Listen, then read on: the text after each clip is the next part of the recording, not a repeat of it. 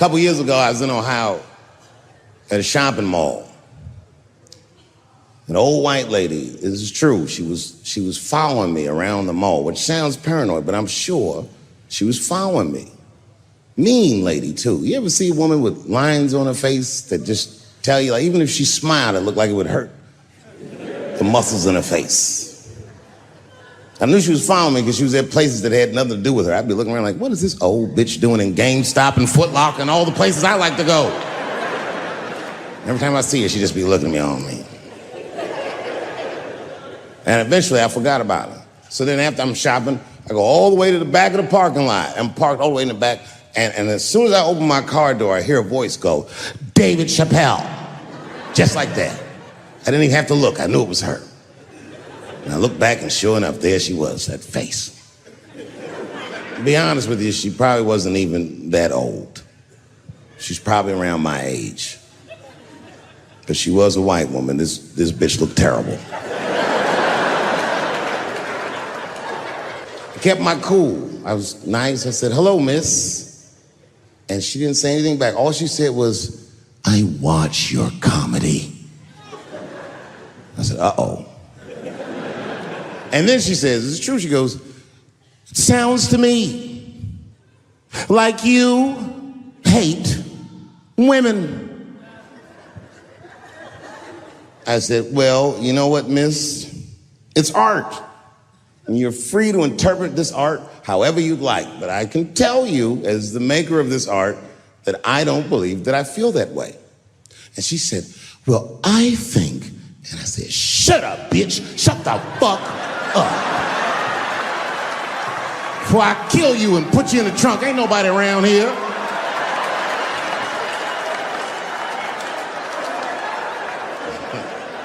I'm just kidding, I didn't say that. I felt that way, but that's not what I said. I was more clever than that. You know what I said? And this is exactly what I said. I said, miss, before you finish that statement, let me ask you a question. Where'd you see me? Did you buy a ticket to a concert I did? I doubt that. Or maybe you watched one of my specials on Netflix. Or did I follow you to your car and do my act? She said, what? I said, keep it in the comment section, bitch, this is real life. Ta-ta.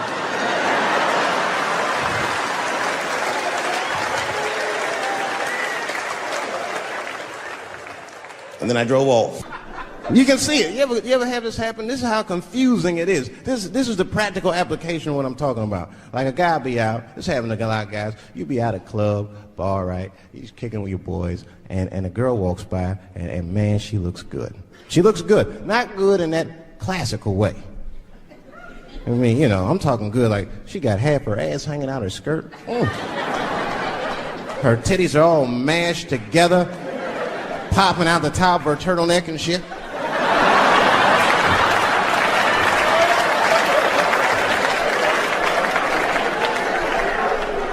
And you with your buddies, right? You with your buddies, you got a couple drinks in you, and you see a girl, you might try to talk to her. This might not come out right. I don't know what you say, but damn, look at them titties! The girl gets mad and says, oh, wait a minute. Just because I'm dressed this way does not make me a whore. Which is true. Gentlemen, that is true. Just because they dress a certain way doesn't mean they are a certain way. Don't ever forget it. But ladies, you must understand that that is fucking confusing. Just is. Now that would be like me, Dave Chappelle the comedian, walking around the streets in a cop uniform. Somebody might run up on me. Oh, thank God. Officer, help us. Come on, they're over here. Help us. I'm like, oh. Just because I'm dressed this way does not make me a police officer. You understand what I'm saying? It's like, all right, lady, fine. You are not a whore. But you are wearing a whore's uniform, I'll tell you that shit right now. Another time, about 6 years ago, there was a lesbian woman that They're trying to sell a story about me to TMZ. Thank goodness TMZ could see right through the sham of that story. This woman claimed that I beat her up in a nightclub because she was a lesbian. That is fucking crazy. Bitch, I didn't even know you was a woman.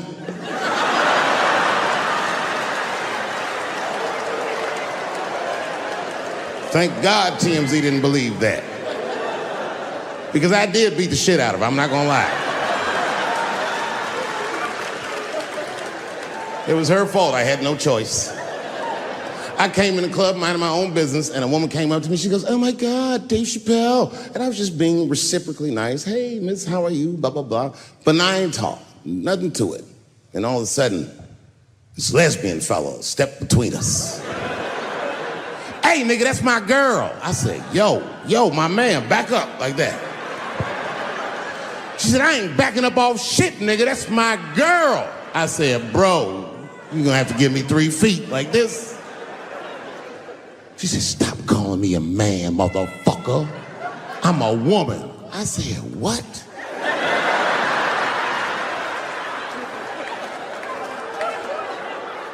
And then I looked deep in this nigga's cheekbones. I said, "Oh my God, you are a woman." It was just too much for me to even wrap my mind around. But I tell you what, I unballed my fist immediately, and I softened my posture so that she would know she's in no danger. I even changed the tone of my voice. I said softly, sweetly, like a pimp might say. "Bitch, I'm about to slap the shit out of you."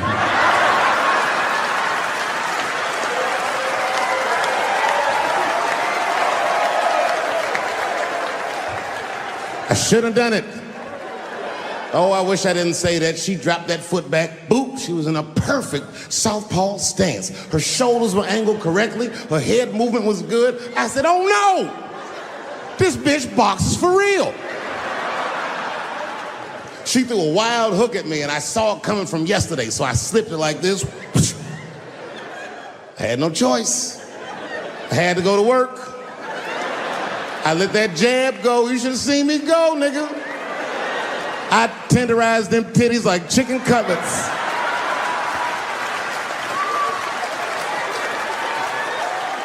I whooped the toxic masculinity out of that bitch.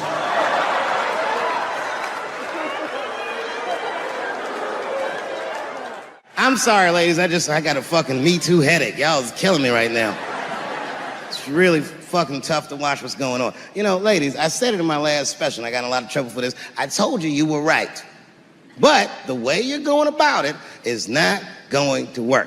But I'm biased. I said it. Louis C.K. was a very good friend of mine before he died in that terrible masturbation accident.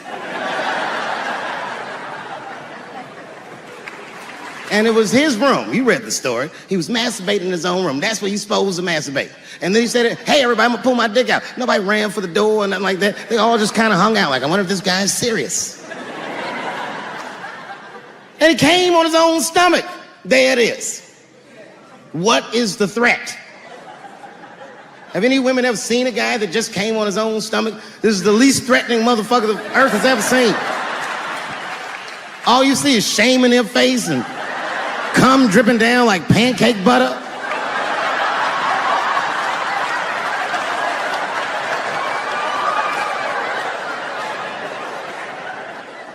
He didn't do anything that you can call the police for. I dare to try. Call the police on him. "Hello, police? Yes, I am on the other line with comedian Louis C.K., and I think that he is masturbating while I'm on the phone."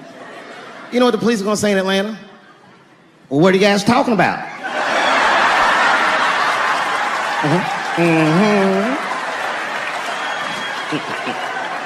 Met, wonderful person, Caitlyn Jenner was voted Woman of the Year. Her first year as a woman. Ain't that something? Beat every bitch in Detroit, she's better than all of you. Never even had a period, ain't that something? Oh, I'd be mad as shit if I was a woman. I'd be mad if I was me. If I was in a BET Awards sitting there and they're like, "And the winner for Nigger of the Year, Eminem, my man." The only thing in our society that bothers me the most is the way that men and women don't get along no more. That's really what's bugging me about it. Men and women just don't get along. Like, I hear women say this all the time. I know a lot of you sisters be like, chivalry is dead. Don't you? Don't y'all feel that way? Like men aren't gentlemen anymore? That's right. Chivalry is dead. And women killed it.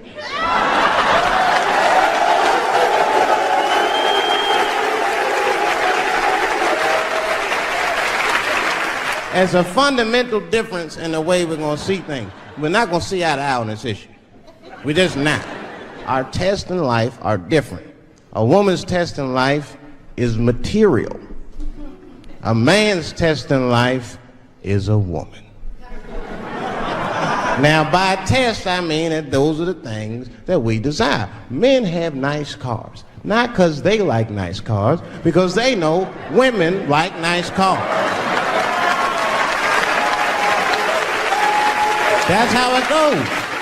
Because men are hunters, and the car is the bait. And a woman comes and says, ooh, nice Porsche. Gotcha, bitch. That's how it is. That's true. Come on, man. You go to a woman's house, her house be comfortable as shit. Women love comfortable surroundings, so men get comfortable surroundings. But let me tell you something. If a man could fuck a woman in a cardboard box, he wouldn't buy a house. But that's still not where chivalry got killed. Chivalry got killed by the feminist movement on the magazines that got women going crazy, because women got too much advice about men from other women. And they don't know what the fuck they're talking about.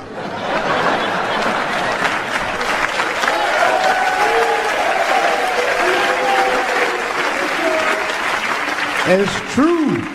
I see this shit in the magazines. I don't read them, but I be seeing the cover. I be in the grocery store, fellas, you look at one of the magazines like, what is this? And they say on the cover, 100 Ways to Please Your Man by some lady. Get out of here, man. Come on. Ain't no 100 ways. That list is 4 things long. Just suck his dick, play with his balls, and then fix him a sandwich and don't talk so much, and everyone's happy. Yeah.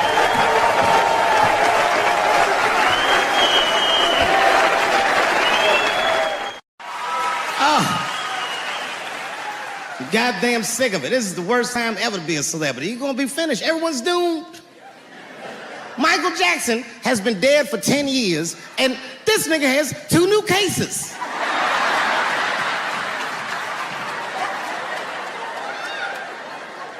And if you haven't watched that documentary, then I'm begging you, don't watch it. It's fucking gross. I felt like HBO was sticking baby dicks in my ears for 4 hours straight. Really nasty shit. I don't want to know all these things. Turns out, Michael Jackson allegedly likes a long gander at the anus. So they said he stares at people's buttholes. That's what they said. That's how gross the documentary was.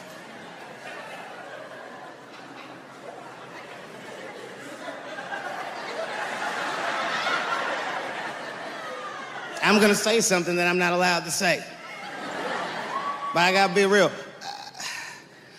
I don't believe these motherfuckers. I do not believe it. But let me qualify the statement. I am what's known on the streets as a victim blamer. You know what I mean? Somebody come up to me like, Dave, Chris Brown just beat up Rihanna. I'll be like, well, what did she do?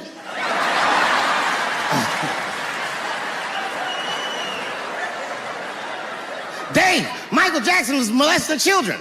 Well, what were those kids wearing at the time?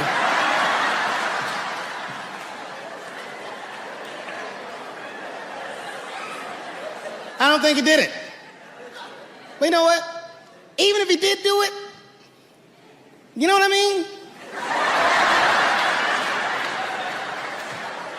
You know what I mean? I mean, it's Michael Jackson. I know more than half the people in this room have been molested in their lives. But it wasn't no goddamn Michael Jackson, was it? This kid got his dick sucked by the king of pop. All we get is awkward Thanksgivings for the rest of our lives.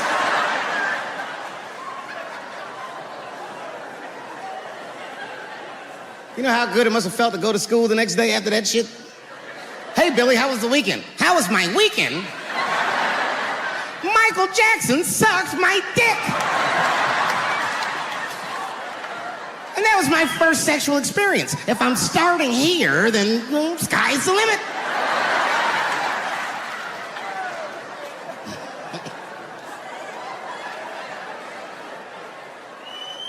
I know it seems harsh, but man, somebody's got to teach these kids.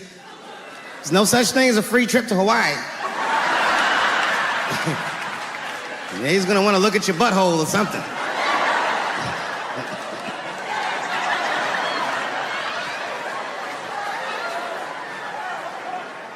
You know why I don't believe it? You know why I don't believe it? Because if Michael Jackson's out here doing all this molesting, then why not Macaulay Culkin? Macaulay Culkin said in an interview that Michael Jackson never did anything inappropriate with him or even around him. Think about that shit. You know, I'm not a pedophile. But if I was, Macaulay Culkin's the first kid I'm fucking, I'll tell you that right now.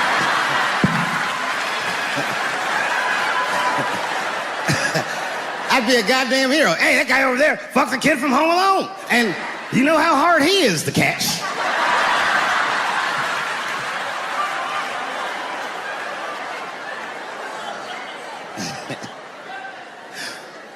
My mind's telling me no.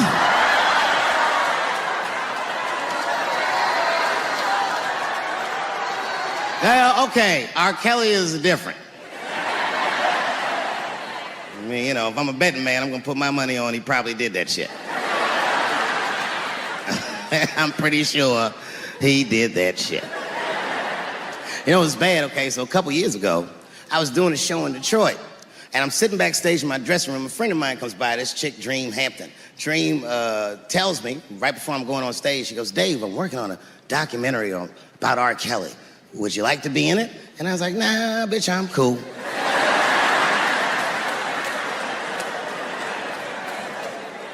I went on stage, I just forgot about the shit. And then 2 years later, the documentary comes out, Surviving R. Kelly. And when it comes out, Dream's promoting the shit, and she keeps bringing me up. She said, I asked Dave Chappelle to be in my documentary, and he said it was too hot for TV. Bitch, I did not say that. That does not even sound like how I talk. Oh, that's too hot for TV? I would never say that shit. But I'm gonna tell you guys why I wasn't in the documentary. There's a very simple reason, and I cannot stress this point enough. The only reason that I didn't do it was because, and it's very important, I don't know this nigga at all. I don't know anything. I don't know anything that they don't tell me about. I don't hang out with this nigga, nothing.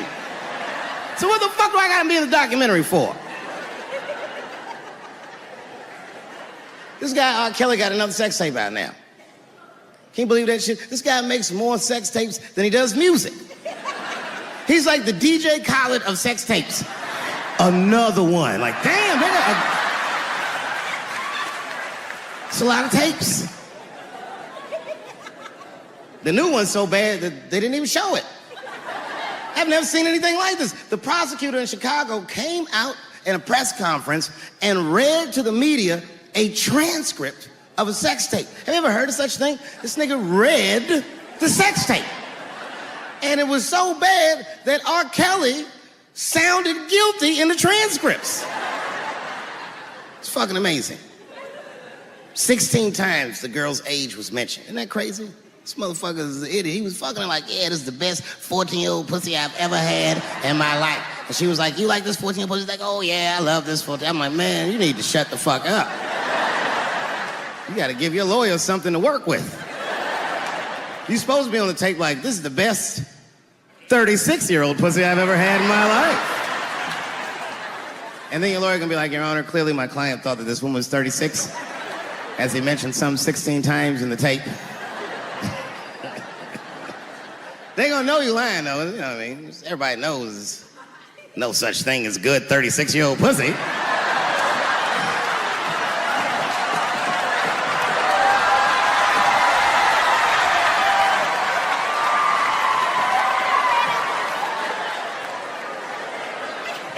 Doesn't matter what I say. And if you at home watching this shit on Netflix, remember, bitch, you clicked on my face.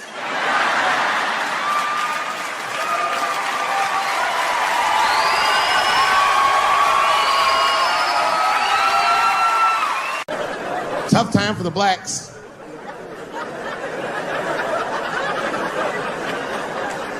These are not good times for the blacks. I don't know if you know what I'm talking about, right? Police are killing us again. It's a very unfortunate set of circumstances because we were doing very well. You know, America has a racial hot seat. I think we can all agree that that's the truth. And we can also agree that that hot seat is traditionally occupied by African Americans in general, African American men in particular.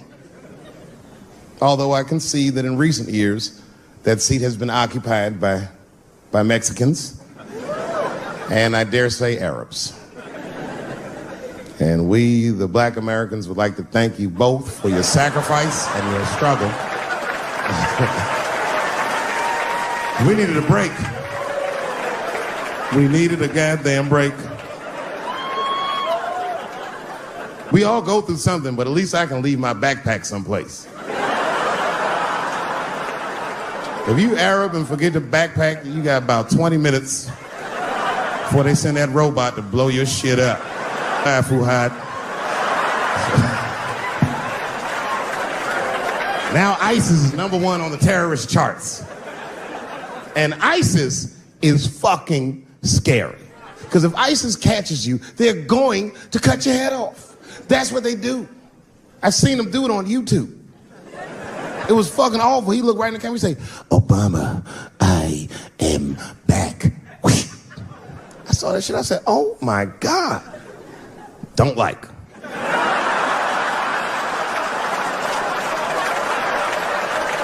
How is this guy cutting people's heads off on YouTube? I can't even post a dick pic, and this motherfucker is decapitating people. I'm gonna have to change my settings. You know, everyone has it hard, but I think harder than black people and harder than Arabs and harder than Mexicans, you know who has it the worst? Fat black people.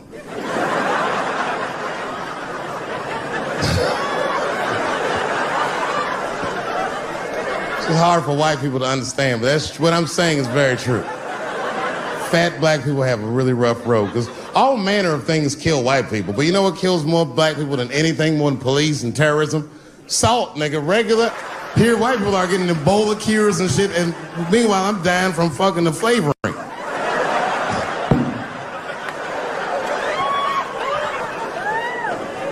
Look, honestly, I'll stop talking about it. Let me say this, though. Let me just say this. Can we all just say that we've seen it coming?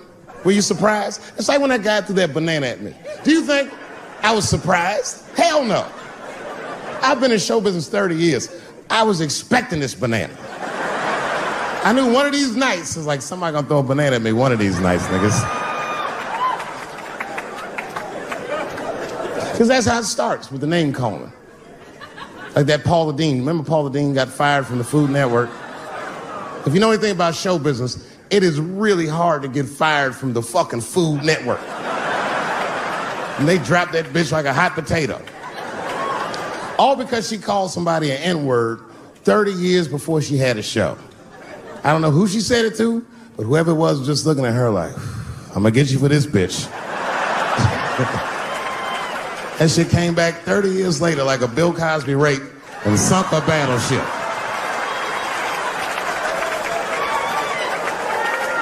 And every black person was mad, but we weren't like that mad. I was just like, well, how's this bitch gonna call me a nigga when she taught me how to fry chicken? That's not fair.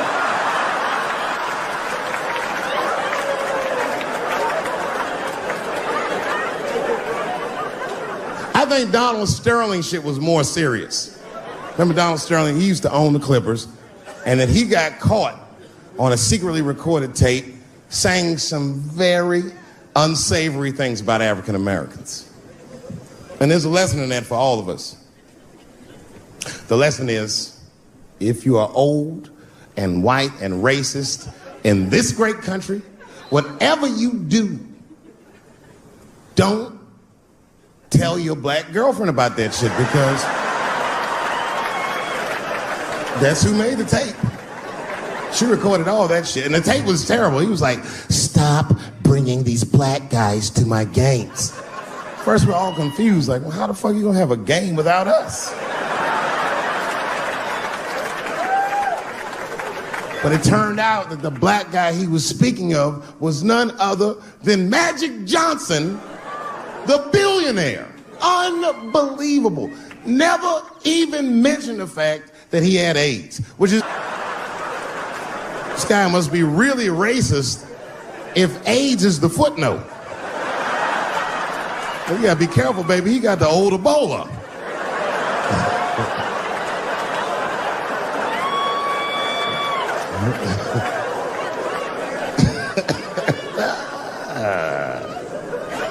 You can say what you want about that girl, but I'm gonna tell you right now, she is a goddamned hero. Because you might have thought these things were happening before, but now you can see it all in front of you without a shadow of a doubt. That shit actually went down. She sucked that old guy's dick. She really took one for the team on that one. That's really gross. This dick is like 80 years old. It's like tasting history. Like 5 wars on it, civil rights movement, the Great Depression. This guy's been fucking from 40 years before Bill Cosby's first rape. This is a very old man. It's a very old penis. But all that shit is still, it's just name calling. Like, name calling does not break the modern black man. That's not gonna do the trick. I don't give a fuck about that. Like, if I went to Kentucky Fried Chicken, Ku Klux Klan hood on top of their head, what do you think I'm gonna do in this day and age? Run out Kentucky Fried Chicken? Not if I'm hungry. I'll go straight to the front. Hey, man, let me get a 2-piece. I don't give a fuck what he says. You want a biscuit with that, nigger? I thought it came with a biscuit. What's all this attitude? I want a 2-piece. Chop, chop. You know what it is. But I'm not going to be mad. Why would I be mad? He's the one that's got to work at Kentucky Fried Chicken, not me.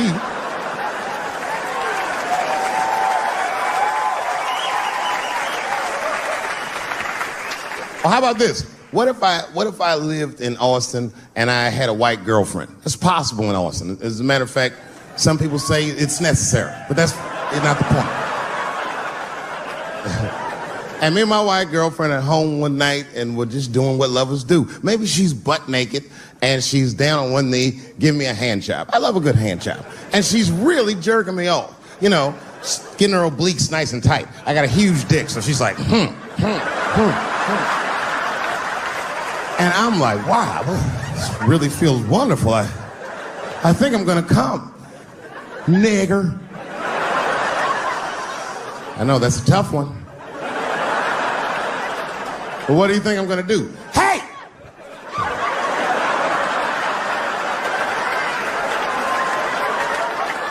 That's no time for integrity, ladies and gentlemen. I'm busting that nut in her face.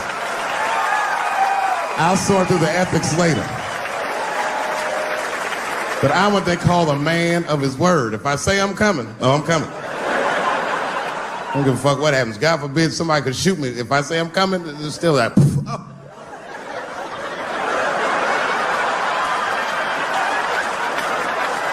Doesn't mean I like getting shot.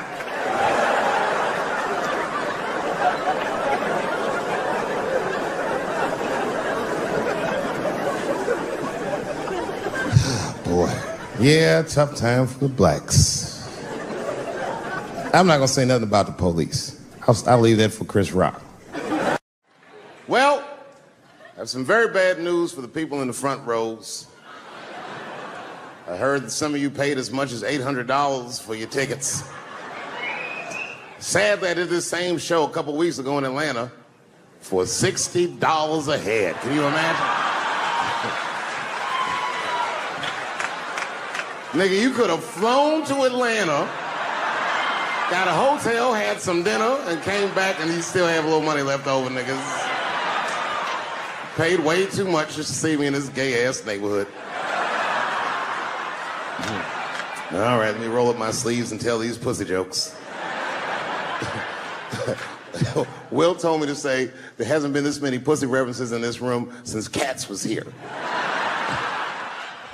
Boy, I gotta tell you, man, I've been doing this set all week, and boy, I've been telling these jokes, and sometimes niggas look like they're in actual pain over the jokes. None of it's that bad to me, but I understand why it could hurt some people's feelings. So tonight,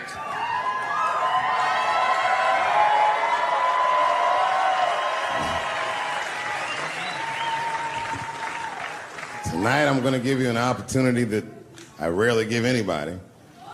I'm going to let you say whatever it is you need to say to my face, or ask me whatever it is you want to know. But there are no dumb questions allowed. If you ask a stupid question, you'll be asked to leave.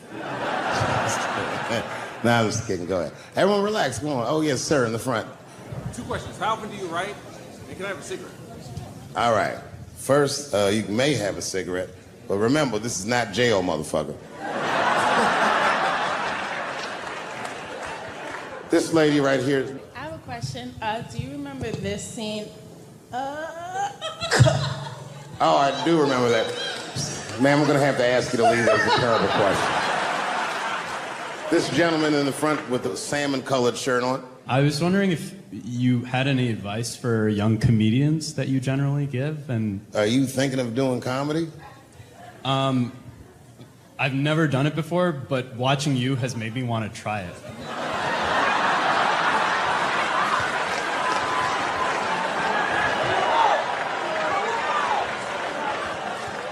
I don't know if that's an insult or not. It's a compliment. It's. I mean, niggas don't say I've never done brain surgery, but it looked a lot easier than I thought. I'm teasing. All right, here'd be my advice. Okay, I don't know how comedians start nowadays, right? But what I would suggest is just start. And once you start, you can't really stop, no matter what happens, no matter how bad it gets, no matter what people say. You know what I mean? Because comedy is weird like that. You know why I hate watching other comedians do comedy? Not because I hate other comedians, but because I love comedy so much. It's like watching somebody else fuck your girl. And I say, fuck her better than that. Yes, you on the aisle up there, the lady with the long... Yes, you standing up. I see you. My favorite book of all time, The Narrative of the Life of Frederick Douglass.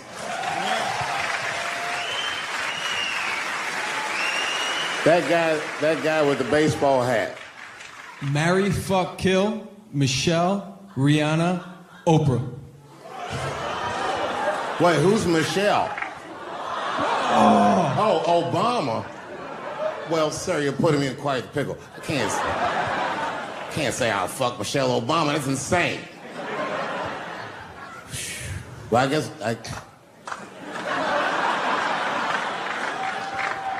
I mean, because I wouldn't kill any of those women. But I'd fuck all three of them.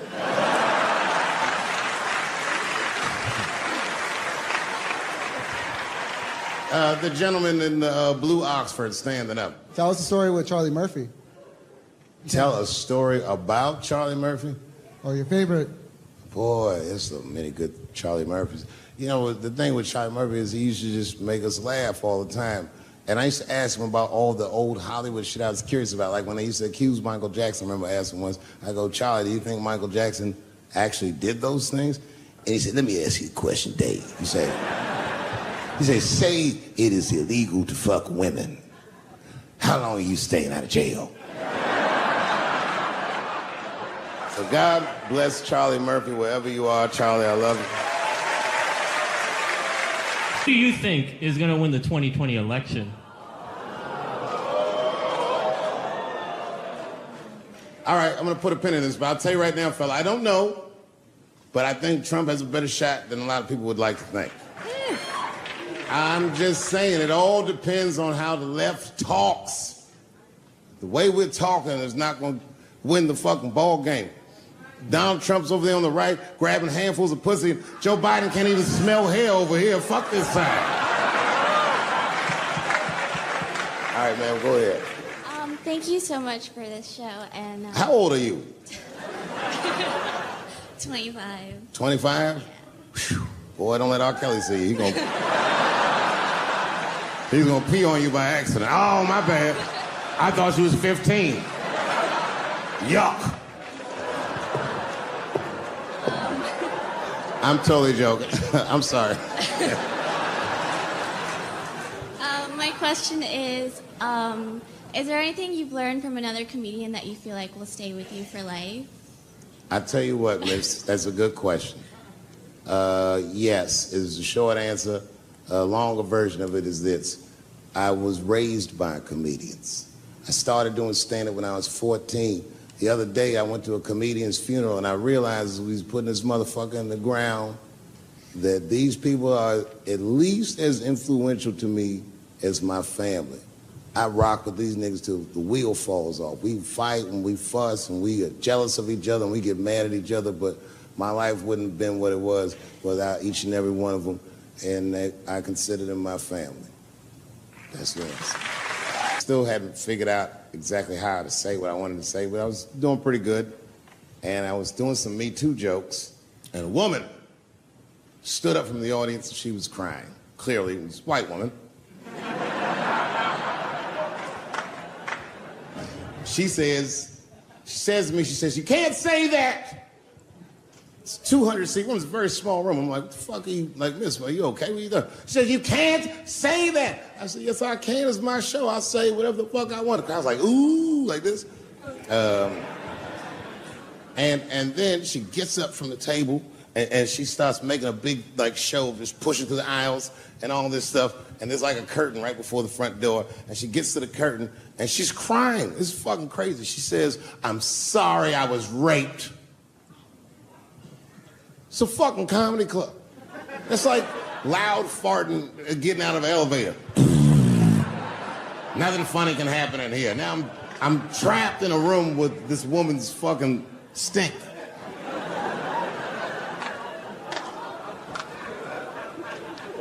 And I say, miss, it is not your fault that you were raped, but it's not mine either. Ta-ta, bitch, like this.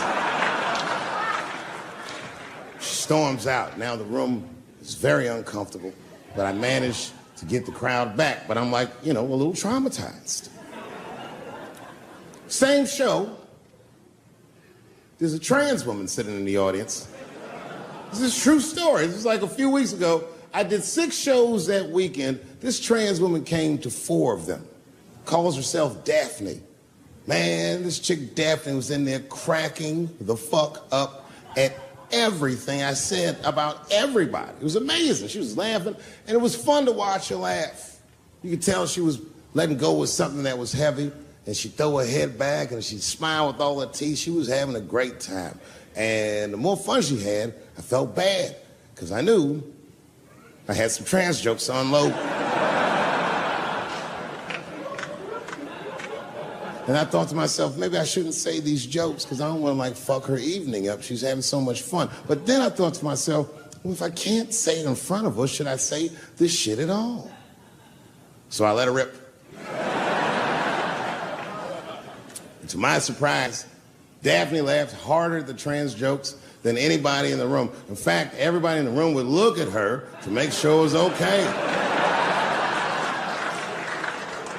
And I got off stage, I was in the dressing room, I was like, man, this is a fucking weird show. I'm sitting in the dressing room by myself just trying to figure out, like, what the fuck just happened out there? Like, why is it that this one woman can't take any of these jokes and Daphne can take all of these jokes? So weird. And then I realized, Daphne used to be a man.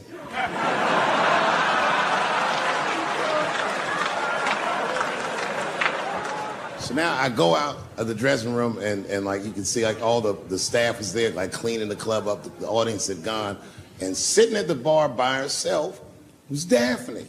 And she's like, hey, Dave, come join me for a drink. And I don't want her to think that I'm transphobic or nothing. So I'm like, fuck, I guess I could have at least a drink. And we get some tequila and we're sitting there. And she was fucking cool. Turns out that Daphne, she wants to be a comedian. She was asking me for advice, and I told her advice and all that shit. And then she says to me, she says, boy, you sure do get a bad rap for your trans jokes. I said, Daphne, thank you, but you don't have to say that. I hope I didn't offend you. She goes, no. She said, in fact, I read about you in the New York Times. I said, you did?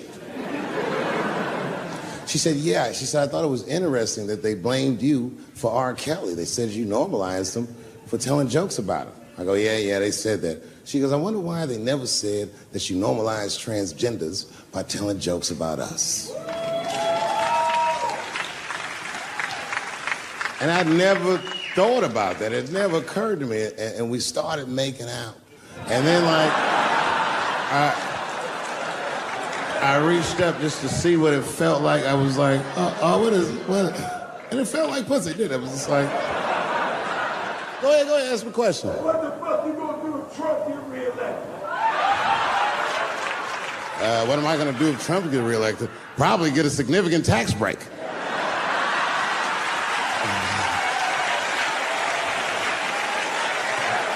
Hey, you wanna know why I don't even talk about Trump in my show? Because that motherfucker is not the hokey pokey. He is not what it's all about.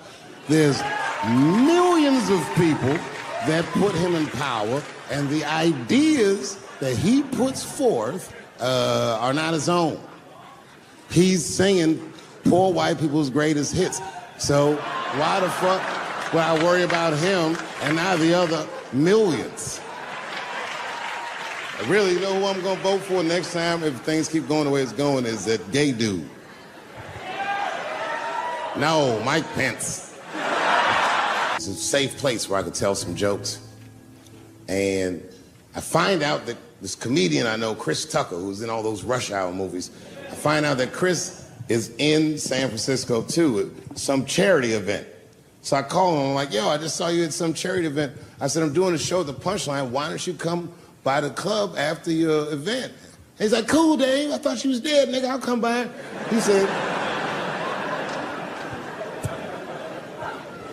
He says, is it okay if I bring some friends? Because, you know, I'm with a lot of people. I go, man, you Chris Tucker. You can bring whoever the fuck you want. And then I show up to the club late that night. I walk into the dressing room, and sitting in the dressing room is Gavin Newsom, who at the time was the mayor of San Francisco, but now he's the governor of California. And sitting next to him was Kamala Harris, who at the time was the DA of San Francisco.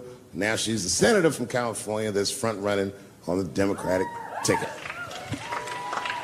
And sitting next to her was Al Gore.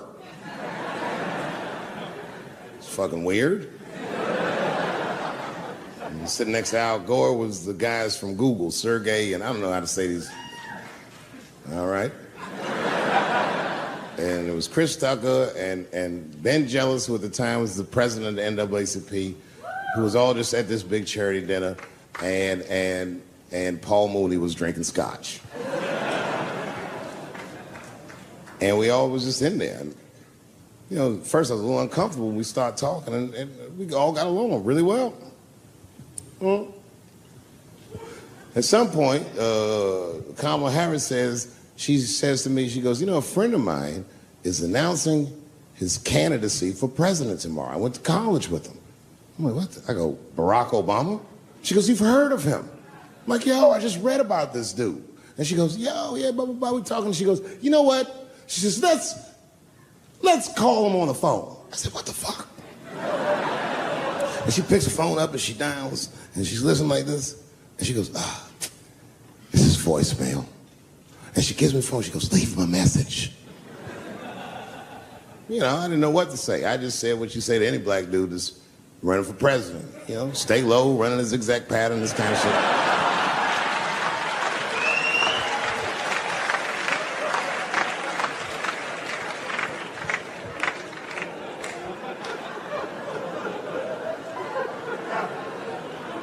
And then the last thing I say is, you know what? I said, sir, I really do believe you can do this. Like, man, I'm wishing you luck. Now, next day I wake up and go for coffee at a place called the Embarcadero. It's like an eatery by the sea in San Francisco. And I'm walking to the coffee shop and there's a police line and I can't cross the tape. But then I figure, fuck it, I'm Dave Chappelle, so I go into the thing like this. And the police yoke me. These motherfuckers like tackle me immediately. And I see over the police's shoulder Gavin Newsom. I couldn't remember his name, but I remember the night before I had kept teasing him and saying he looked like Christian Bale, the guy from the Batman movies. So I see him and I can't remember the name, so I'm just like, Batman, help!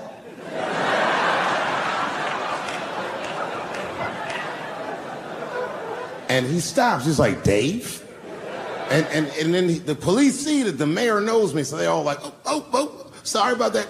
And he's like, hey, back up, everybody. And he just picks me up. He's like, I'm really sorry about that. I'm like, I'm fine, don't worry about it. And he's like, listen, I'm here with Prince. Would you like to meet him? I'm like, I know Prince. That's my nigga. And we go around the corner, and it was Prince Charles, the Prince of England. I didn't know the protocol of meeting royalty. You're not supposed to touch him. I dapped him up like a nigga. My nigga. Wow. Just hugging him and shit like this, dapping him up. Like this. And that nigga was cool, too. I was like, it's really fucking weird. And then I was just out there in the upside down, not having no TV show, trying to figure life out. And the election was going on in the background. And this guy, Barack Obama, was picking up steam. This motherfucker was killing it. And I had a chance to go to the last debate on the Democratic ticket, and I went. It's me and Chris Tucker sitting in Myrtle Beach, South Carolina. It's the last three candidates. It was Barack Obama, John Edwards, and Hillary Clinton. Now, Obama's a lot taller than Edwards and Clinton, and he had the center podium. And at one point, they're all on stage, and they start fussing, and Obama goes, look, none of us are perfect, like this. And his hands was like this, and there was light shining behind his head, and the other two candidates was looking up at the nigga, and I was sitting in the audience like, this nigga looks like Jesus.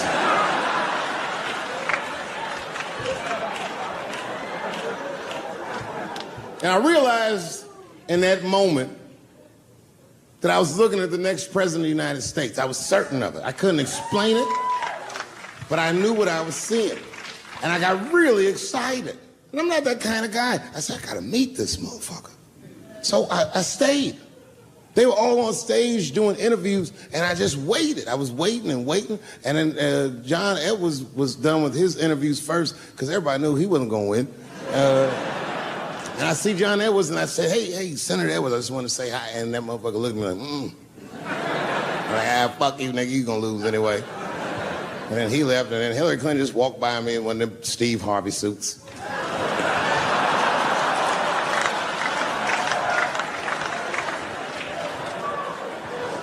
But Obama was taking forever. Everybody wanted to talk to him. When I knew the media saw exactly what I saw, there was no question about it. That was the guy. I waited and I waited, and finally, it must have been over an hour and a half, he finishes his last interview. He's like, man, thank you very much. Good talking to you. And he turns around, and we make eye contact. He sees me, and when he sees me, he looks over, he goes, Dave Chappelle. And Obama did me the same way I did Prince Charles. He dapped me up. And he like bro hugged me, and he pulled me in, and I'll never forget this. He said in my ear, I got your message. Thank you very much, New York. I know it's fucked up, but I tell you the truth. You know, everything's funny. Everything's funny till it happens to you. 3 months, a mere 3 months after that terrible attack that Chris Rock endured, I was on stage at the Hollywood Bowl, and a lunatic jumped out of the crowd and attacked me. Now, I gotta tell you, if it happens to you, you don't even know what the fuck is happening. It was like slow motion. I just looked over. I don't know this nigga. And I was looking and said, oh my God, I'm being attacked. And this motherfucker was ragged. He jumped at me. He was like, ah! I'm old, but I'm fast. I caught this motherfucker's head with my hand and pulled his hoodie over his eyes. I can still feel his head in my hand. It was spongy. He had been growing dreadlocks. Not the beautiful dreads that Rastafarians grow. These were accidental LA homeless dreads. This shit had leaves and sticks and bottle caps and shit in it. Some kind of grease. I was like, ugh, like this. And then I fell down. And he knocked me all the way on the ground.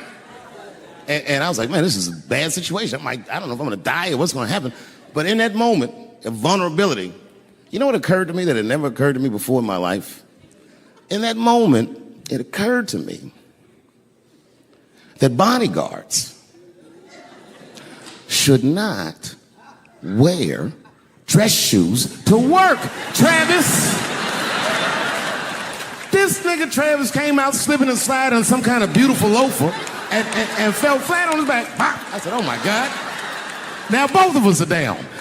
I gotta handle this shit myself. So I popped that back, boom. And then the kid that knocked me down, he popped out, boom. And we looked at each other and realized, at the same time, I was bigger than him. And that motherfucker took off running. And I started to chase him and I said, fuck him. And I picked the microphone up. So I'm gonna finish this show now. That's right.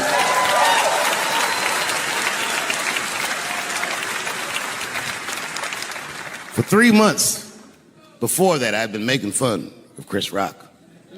And people would ask me all the time. They'd say, Dave, what would you do if you were Chris Rock and Will Smith slapped you in the face? And to this day, the answer is the same. Well, I don't know what I would have done. I've never been in a situation that extreme. But I do know now what Will Smith would not have done. And that is enjoy the rest of his evening. Man, listen. We gave that kid a good while. We was whooping his ass. Not we, I mean, I was on stage trying to think of a joke to tell, but they was beating this nigga up right behind me. Everybody could see it. Everybody could see it. And I'm sitting up there trying to think of what to say. And I'm tongue-tied. Me, of all people, can't think of anything to say.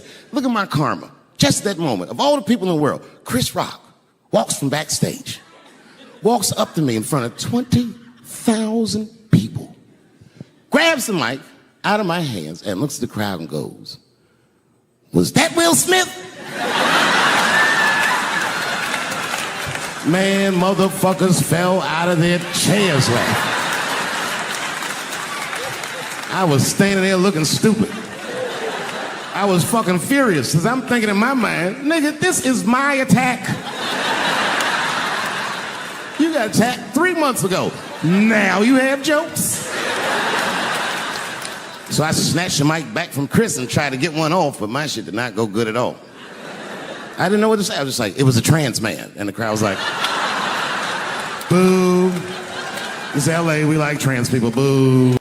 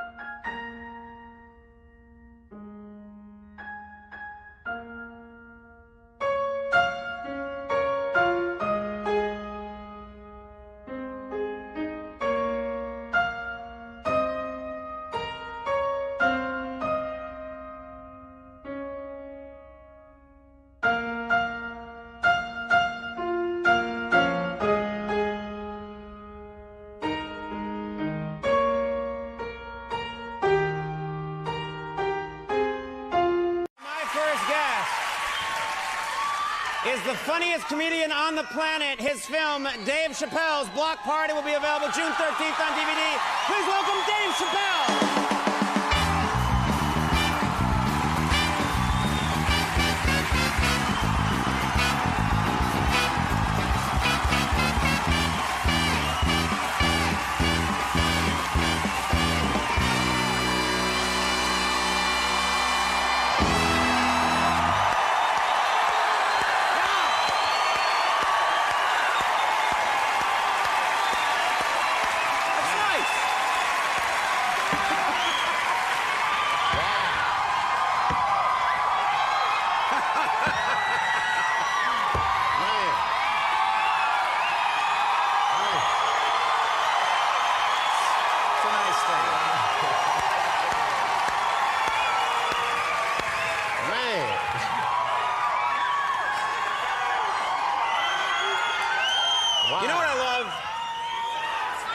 You know what I love is your reaction to 4,000 people cheering you is like, oh yeah, hi.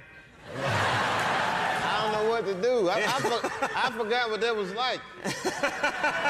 You've been away for a while, yeah. It was quiet in Africa. Yeah, there was some quiet time there. We got a lot to talk about here. I haven't seen you in a long time. First of all, what have you been up to? What's Dave Chappelle been doing with himself? Nothing. This guy screened out season 3. Good to see you. Yeah.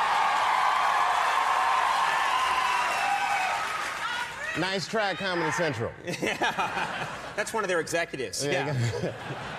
We need the dough. Come on.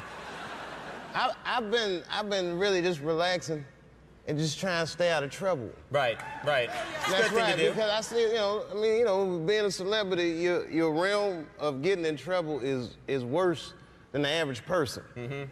You know what I mean? Like the average dude got to go out and look for trouble.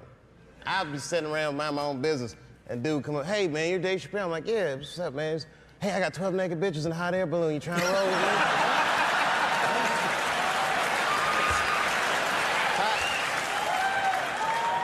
Call me next time, all right? I need to get out of the house once in a while. That's why I just stay in the house. Yeah. It's funny because like when I come out, everybody screams, but when I go home, it's not like that. When you go home, I mean, that's the thing that's important to remember is that when you go home, it's a different situation, right? Yeah, my kids don't even care. They're like, oh, Mr. Promise is back from the road. Did you forget all them toys you promised us, Mr. Promise? And then my wife's still a little salty at me. She's not happy with you right now? I mean, she's not mad at me, but don't think you're gonna walk away from $50 million and your wife's just gonna be cool with it.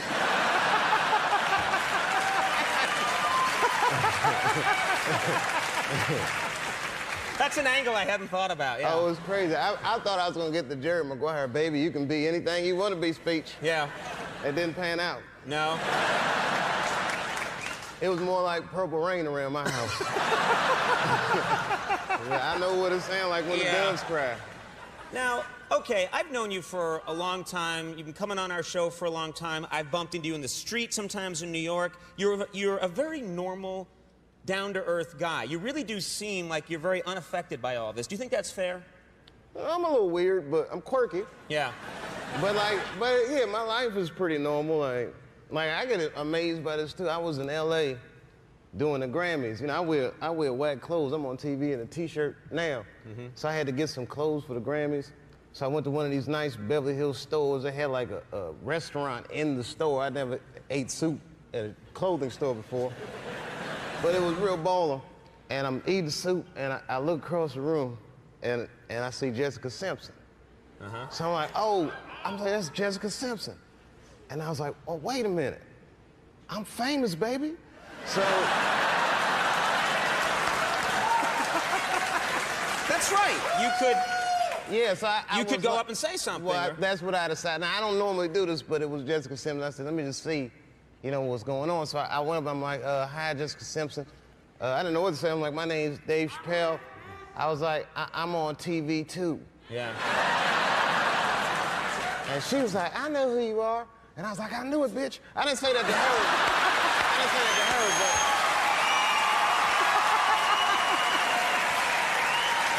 But I got excited, I did. I I was You like, got excited, yeah. Okay. I was all corny. I was like, well, I'm a big fan of your work, which felt weird saying, you know, because that's not true. But I'm not dogging her music. I don't know her music. I'm talking about the Newlywed Show. You know what I mean? Right. I've been a newlywed. It's nothing like that show. If I made a show about my first year of marriage, it'd be called "Bitch, You Tricked Me."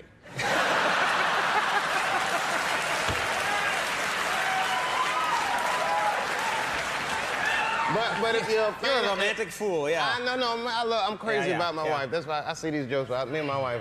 Well, you stop shouting at me. I'm talking.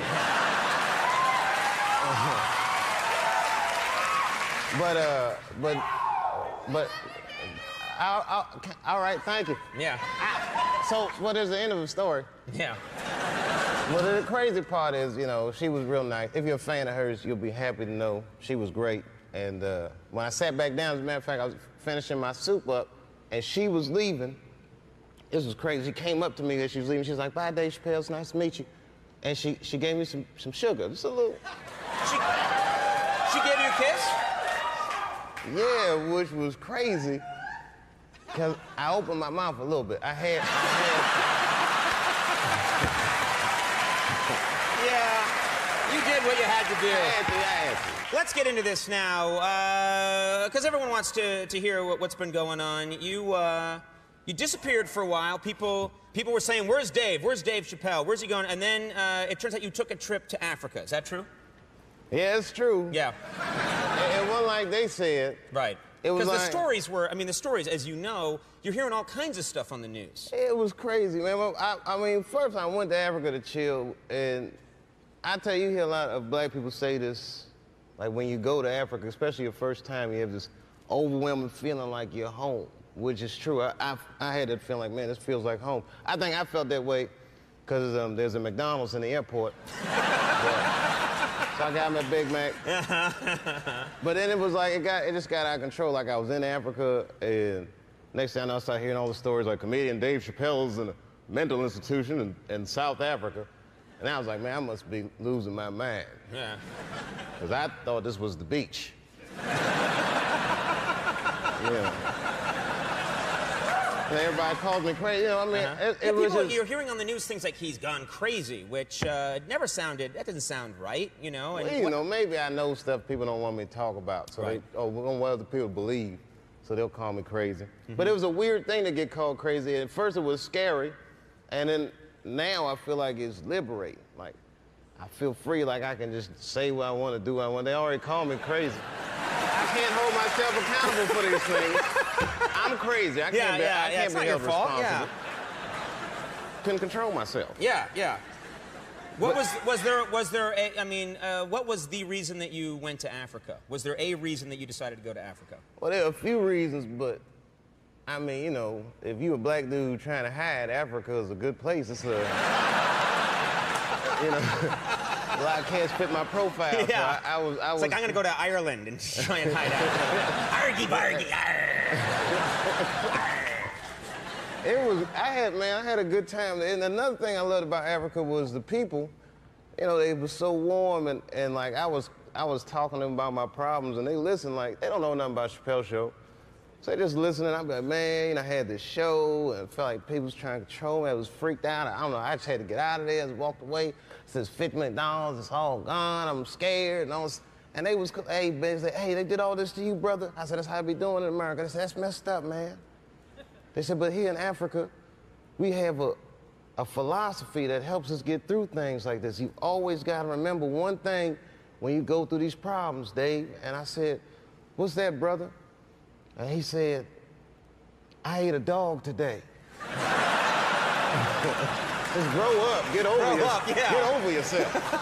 You don't want $50 million? Boo-hoo, yeah. Get over yourself. Yeah. It happens, man, you know, but it was definitely a growing experience, that's for sure. You know. And it does feel like it's liberated you, not to get too heavy, but it does feel like this whole thing has freed you up a little bit, you know? Sure, excuse me 1 second. That'll be the clip they use on the news. I know, Dave was on Conan. He's lost his mind. We were right. He's gone crazy. I'm going to mention this, Dave Chappelle's Block Party by Michelle Gondry. I mean, this is great. This is coming out on DVD, and it's going to be available on June 13th. And I got to tell you, it is a real pleasure. I mean, I say this all the time on the show. I say it's a real pleasure to have you come on the program. But I wrote you a little note, and everybody wants to talk to Dave Chappelle. I wrote you a little note, and you responded and said, "I'll be there," and it was incredibly nice. Thank you very much. Thank you, man. It was really nice of you to do it. You know, we were very happy to have you. You were like the guy we wanted to have. So. No, it's my pleasure, and I didn't realize this when I said yes, but do you know that tonight I think is my 22nd time on the show. 22nd time. Wow. I've done your show more than Chappelle's show, I think. Well, thanks for having me, man. It's always a rare pleasure, yeah. Dave Chappelle, Common's coming up. We'll take a break. We'll be right back.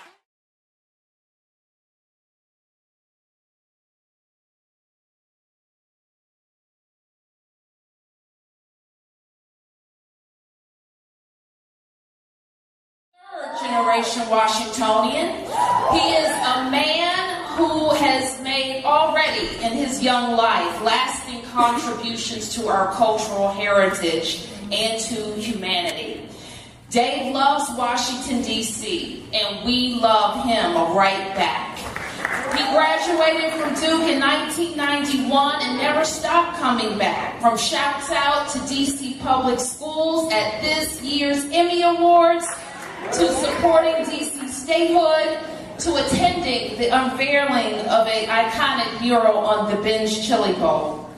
What we love most about Dave is that he is a fervent defender of disenfranchised communities around the world.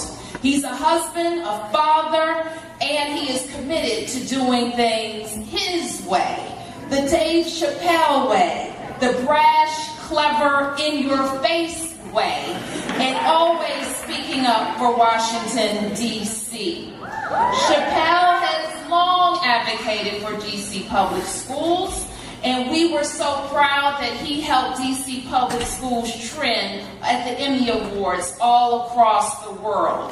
He told people what we already know. Our commitment to public education is unmatched, and our children's talent is even greater. We say to the world that it's obviously D.C. public schools when we're talking about standing up and speaking up for success. Let me just say a bit about the honor I'm about to bestow. The key to the city is the highest honor an individual can receive from our nation's capital. And I am very stingy with them, I gotta tell you. To keep the honor special, it is rarely given.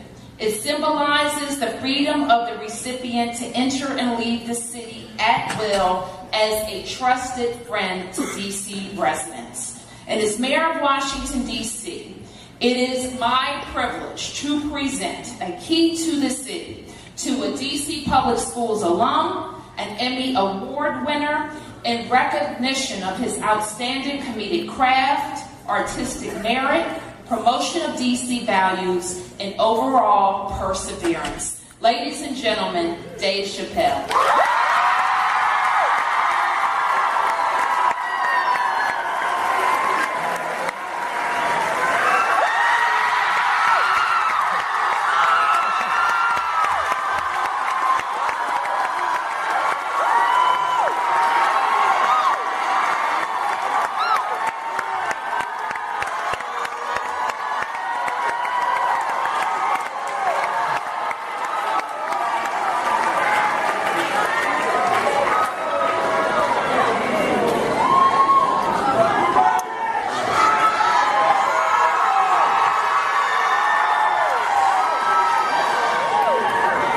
very much. Can you hear me? Can you hear me? That was much better. I want to sit down. Check. All right, can you hear me? Hey, first of all, I wanted to say thank you to the mayor and the administration of the school and the chancellor of DC Public Schools is here today for this honor. And I'm really excited to be here just talk to you guys for a minute. I don't know how much you guys know about me.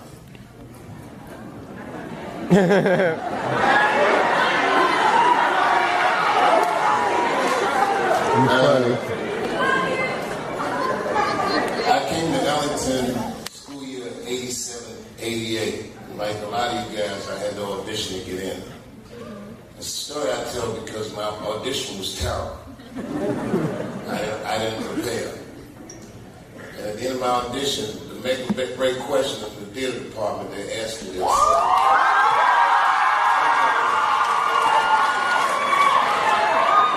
So those of you who audition, you know, I don't know if they asked you this question, but when we was there, they would say to us, why do you want to act? And I remember I said to the theater department teachers, I said, I don't want to act. They said, then why are you here? And I said, well, I want to be a comedian, and somebody told me that to be a good comedian, I should know how to act. And I guess the teachers liked that answer. They knew that I was trying to make myself better. So when I look at you guys, you know, I really do see myself. And there was another thing they used to do in our first year where they would tell us, they'd say, look to the right of you and look to the left of you. And they would talk about all the people that wouldn't make it. And not everybody did. But I want you guys to look to the right of you and I want you to look to the left. I want you to take a good look at each other. And I want you to know something that I learned by the time I'm 44. And what I learned is that a lot of these people in this room will be your friends for the rest of your life. Amen. That when you see somebody from Ellington out there in the world, it means a lot. And that high school seems like a long time, but it's only 4 years. And you only have to pay attention in your life 2 or 3 times. Just 2 or 3 times. I tell my kids this all the time. I got kids your age. I tell them, yo, you don't have to be awake all the time, but like 3 or 4 times in your life, just pay attention. And I tell my son, I say, look around this beautiful house. I said, everything in this house we're enjoying is based off of decisions I made when I was younger than you. Right now, you guys are making your future. And this is a very important time in your life. And you guys got to be kind to each other. You guys got to help each other get through this time so you'll be successful. And success is not just money or monetary success or stature, but success is your character. Like you have an opportunity to make yourself into a very unique individual because you're a trained artist in whatever your discipline is. A lot of times, high school is like, it's a mean social hierarchy for most people. And I hear people talk about the schools they went to and the football teams and all. We didn't have any of that stuff. But what we had was so much more unique and so much more different than any high school experience I've ever heard of. And when I walk in this building today, it's clear to me that you guys I hope you never take this for granted. Like $170 million is a lot of money. And that's what they spent on you guys, on your future. And the money symbolizes a very rare opportunity to cultivate talent that God gave you. And I hope that you take advantage of it. If you don't, but if you do, I also want to tell you one last thing. I never went to college.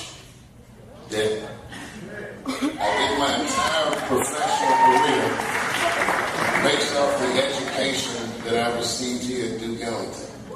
And I must tell you that I was wildly prepared. That when we went to school from 8:30 to 5, I'm not gonna lie to you, I hated school. I didn't understand what was happening, but years later when I had my own television show and I was working 16-hour days, it felt easy to me. Because I had school days longer than that. And at least on a television show, I was the boss. Here, I just had to do what everybody told me. I used to mop this stage. Well, not this stage, the Snoop stage. I used to mop the stage that was here, and I used to watch the seniors dance and all that stuff.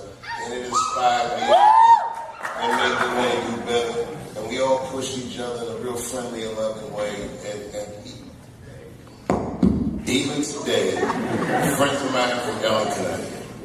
And I also want to take a quick moment to just remind you guys that being a school teacher is a thankless job.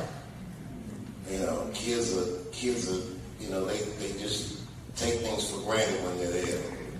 When I got older and I realized how hard the teachers at the school work on our behalf to keep us safe and to teach us what they know, I hope that you just take a moment at some point in your life to thank them. Because we spend so many hours at this school, they're almost like surrogate parents to us. And they're very influential people in my life. And I didn't realize that, of course, until years later. And when I see them, it makes me feel safe again and happy again, and just remember so many good things that they all did for me, and that Peggy did for us.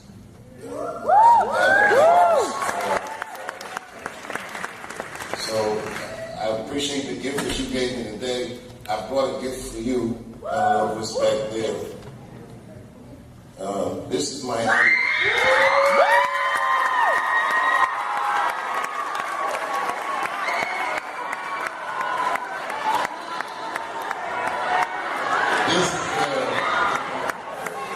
This is a trophy, but it represents years of hard work.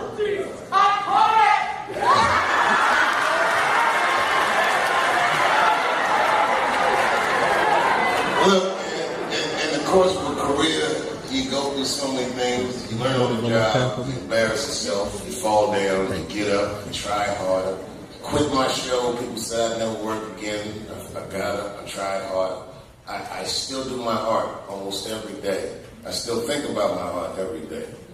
And I want you guys to have this just so you know that even though the odds are wildly against you, this can happen for you. If you guys just so this is the people's name. And every once in a while, let's take a look at it and just know that I started earning this Emmy at this school. Yeah, man. And it's yours now, man. I love you guys. I support you guys. Thank you guys. Thank you to my teachers. And go back. Thank you.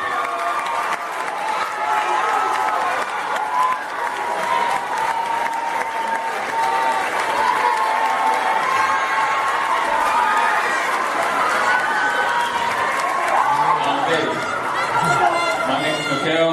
I'm a first-year theater student here.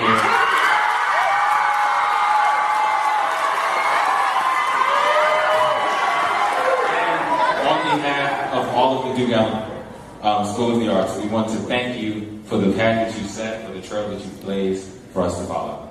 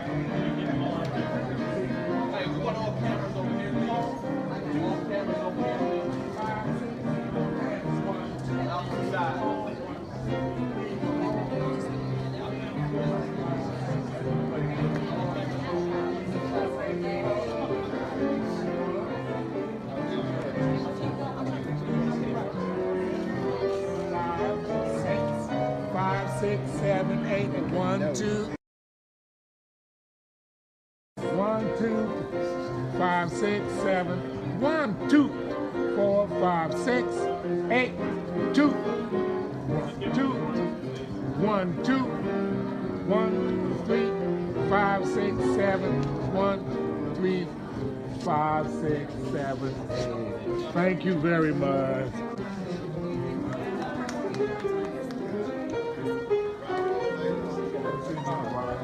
Good to see you. Good to be seen. Thank you. Thank you.